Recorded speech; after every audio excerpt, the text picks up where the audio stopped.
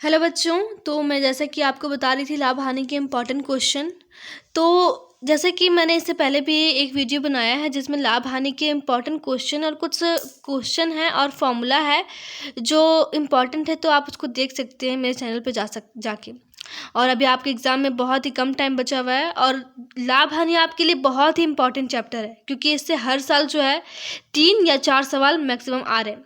अगर आप मैक्सिमम बोले तो मैक्सिमम इसमें 4 सवाल आ रहे हैं, और मिनिमम अगर बोले तो 2 सवाल हर साल आ रहे हैं। तो ये 2 सवाल जो है दोनों आसान आसान नहीं देंगे, है ना।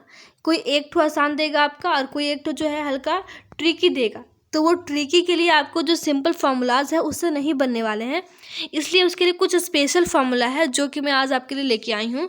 तो चलिए इसको देखते हैं।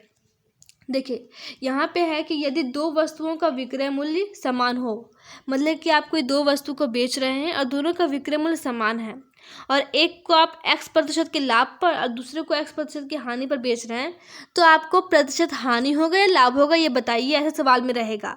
तो आपको यहाँ बता रहा है कि अगर ऐसा हो तो प्रतिशत हानि ही होती है, और वो हानि कितनी होती है, x²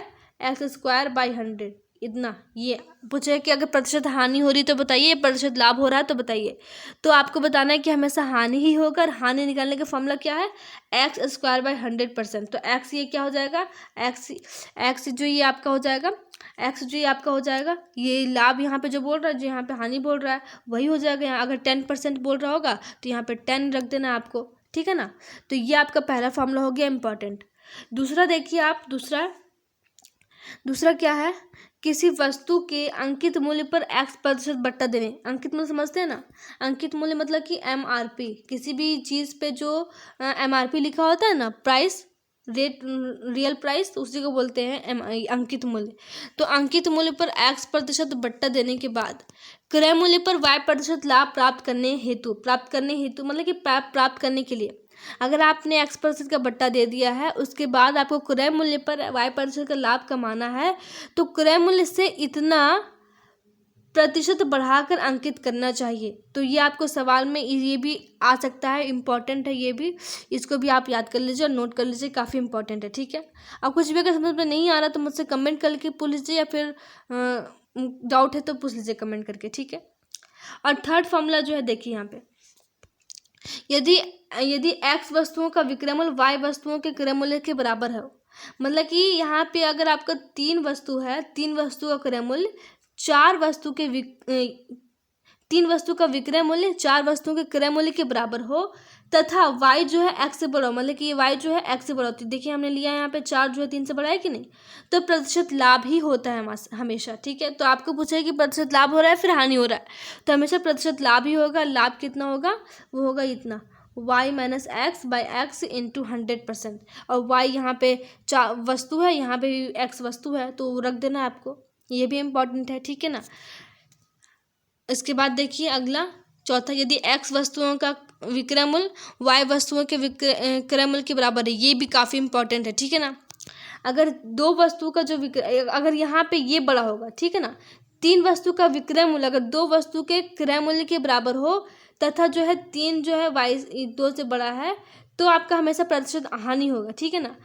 3 वस्तु का विक्रय मूल्य 2 वस्तु के क्रय मूल्य के बराबर है, मतलब कि यहाँ पे 3 वस्तु का जो विक्रय मूल्य है, 3 वस्तु को जो हम लोग बेच रहे हैं, वो 2 वस्तु को हमने जितने में खरीदे हैं उतने में ही बेच रहे हैं। जैसे कि मान लीजिए, फिर से मैं समझाती हूँ, देखिए यहाँ पे मान लेते हैं कि हमने 2 पेन खरीदा, ठीक है ना, 2 पेन खरीदा 10 रुपये में, ठीक है, ये हमने खरीदा 10 रुपये में, और फिर हमने से 3 पेन बेच दिया, 3 पेन बेच दिया 10 रुपये में। हमने 10 रुपये में ही बेचा लेकिन 3 पेन बेच दिया, तो ये हमारा विक्रय मूल्य हो गया, ये हमारा क्रय मूल्य हो गया। लेकिन हमारा जो वस्तु है ये बड़ा है, 3 वस्तु का जो विक्रय मूल्य है ये 2 वस्तु के क्रय मूल्य से बड़ा है, तो हमको हानि हो रही है कि नहीं हानि हो रही है, तो यहाँ पे लिख देना हानि। और कितना हानि हो रही है, वो हानि % आपको निकालने के लिए बोलेगा, तो इस फॉर्मूला से निकाल दीजिएगा, x-y/x इंटू 100%।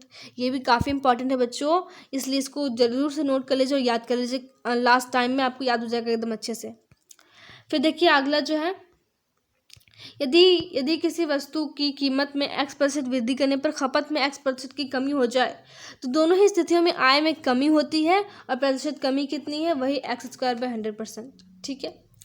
मतलब कि अगर किसी वस्तु की कीमत में x% की वृद्धि करने पर, जैसे कि अगर आप मान लो आपकी आपको मान लो कि अगर आपको चीनी है, ठीक है ना, शुगर है आपका, अगर शुगर है अगर, तो शुगर में कीमत में अगर मान लेते हैं कि इसका अगर प्राइस था 400 रुपया या फिर 40 रुपया, तो हमने इसकी कीमत में 2% की वृद्धि कर दी, ठीक है, तो इसका दाम बढ़ गया। तो जब बढ़ गया तो खपत में 1% की कमी हो गई, मतलब कि लोग जो है इसको कम खरीदने लगे, कम यूज़ करने लगे।